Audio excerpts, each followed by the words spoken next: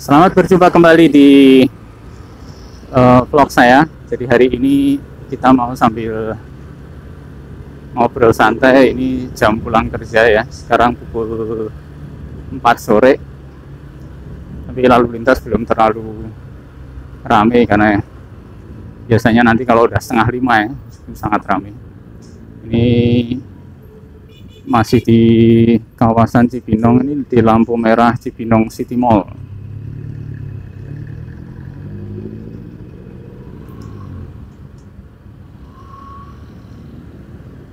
Ya, kita belok kiri, terus sebelah kanan ada Cibinong City Mall atau CCM.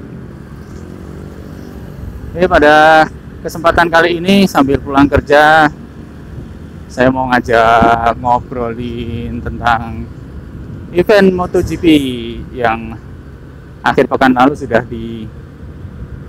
dilangsungkan di sirkuit Aragon di Spanyol. Jadi ada satu hal yang menarik ya, yang ditunggu-tunggu oleh para pecinta MotoGP di gelaran MotoGP yang kemarin.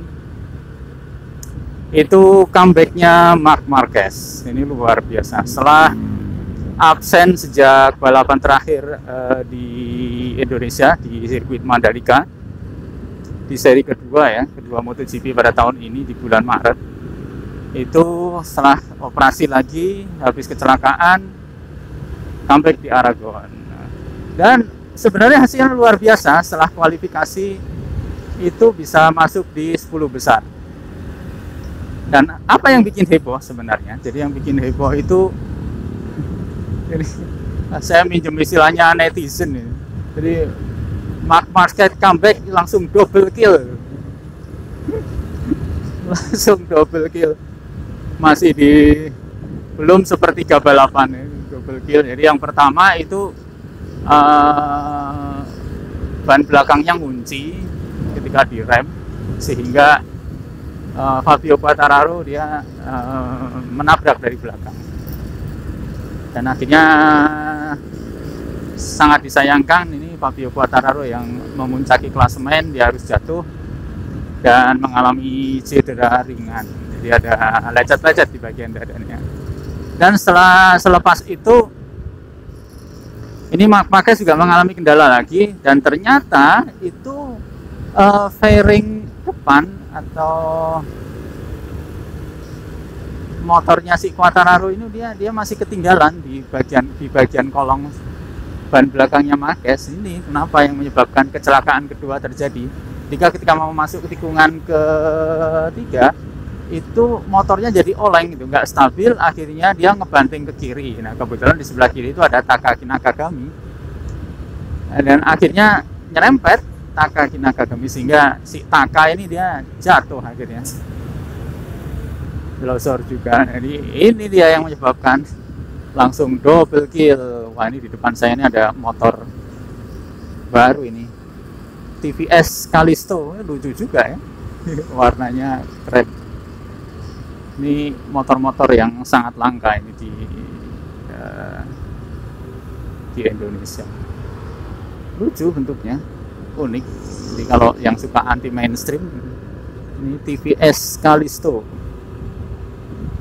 Ya, kita kembali lagi ke Marc Marquez. Jadi setelah double kill di Aragon itu dari pengakuannya Marc Marquez. Jadi kenapa kok ban-bannya itu sampai ngunci ketika sebelum kejadian kecelakaan pertama dengan Fabio Quartararo, itu alasan dia karena bannya belum panas, sehingga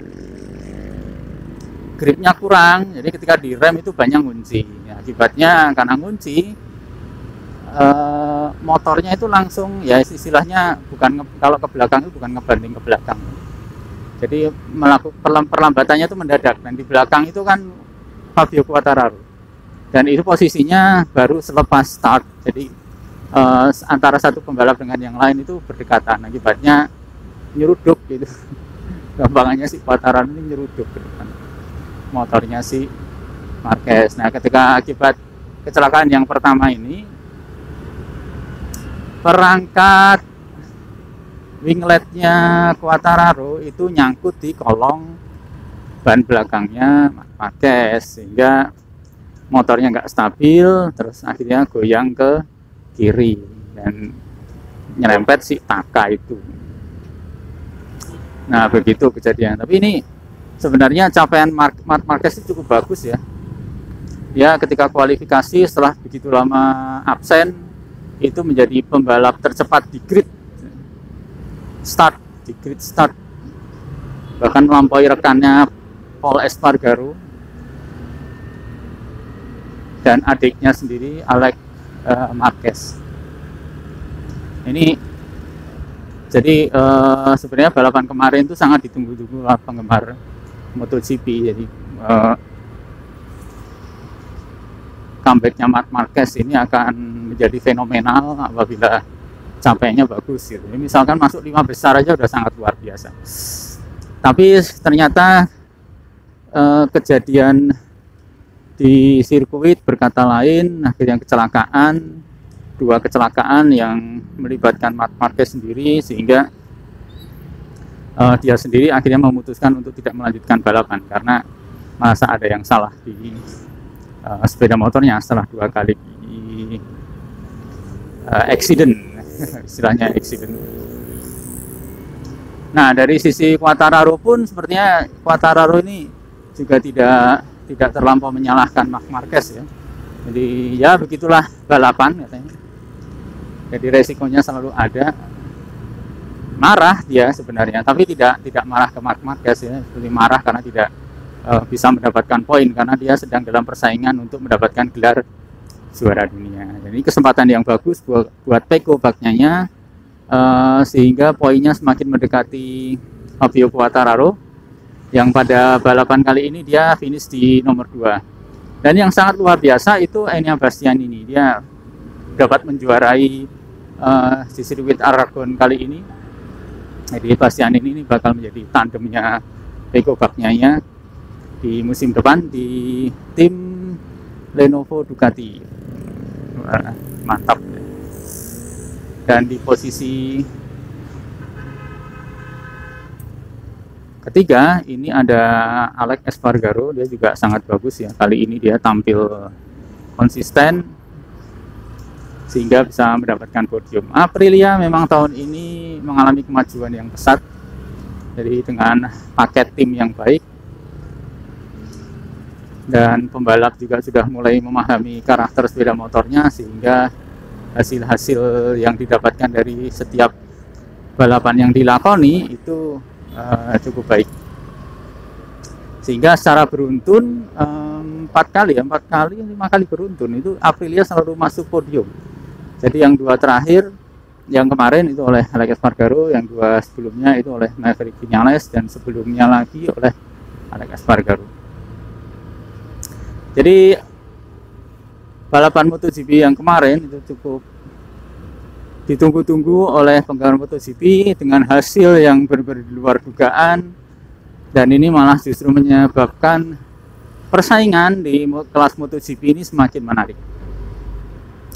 Jadi kita tunggu nanti minggu depan atau minggu depannya lagi. Ya kita tunggulah nanti pekan depannya lagi. Kalau pekan depan itu buat super baik. Jadi 2 minggu dari sekarang itu nanti ada kelanjutan dari MotoGP, dan itu akan dimulainya Tour Asia. Nanti ke Thailand, Jepang, terus ke Malaysia, ke Australia. Tour Asia. Oke, baiklah, itu ya segmen ngobrol sambil ngegas, istilah saya. Kita ngobrolin tentang MotoGP yang kemarin. Ya sedikit berbagi informasi lah. Saya bukan yang paling paham ya tentang MotoGP. Saya penikmat MotoGP aja sebenarnya. Ya, weekend saya ngikutin, semoga bermanfaat. Jadi kalau ingin dibagikan ke rekan-rekan silahkan, untuk sendiri juga boleh, dan silahkan memberi komentarnya, baik saran atau kritik atau ya silahkan aja lah, nanti supaya biar bisa saya tampung terus untuk kemajuan dari konten yang saya buat ini.